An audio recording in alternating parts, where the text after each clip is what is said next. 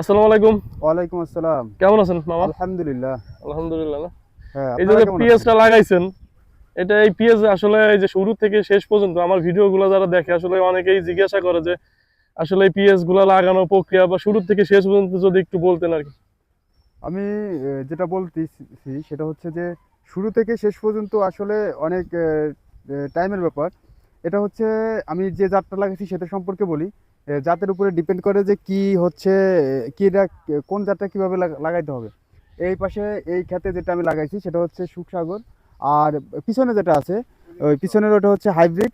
আর ওই পোলোটা যেটা আছে ওইটা হচ্ছে আহ, লালতির লালতির কিং।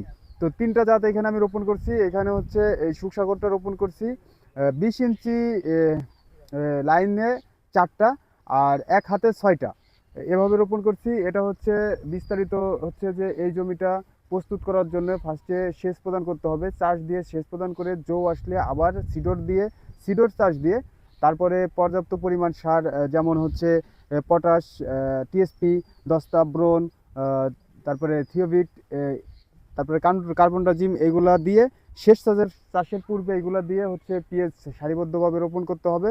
আর এই পেঁয়াজটা আমি হচ্ছে রোপণ করছি গত ডিসেম্বর মাসের 2024 সালের ডিসেম্বর মাসের 15 তারিখে। আর আজকে হচ্ছে জানুয়ারি 2025-এর 9 তারিখ।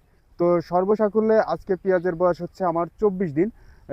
আগামীকালকে আমি হচ্ছে এই ক্ষেতে দ্বিতীয় সেচ প্রদান করব, এবং তারপরে হচ্ছে প্রত্যেকটা ঘাস এবং হইতেছে পেঁয়াজের গুঁড়া আলগা করে দিব।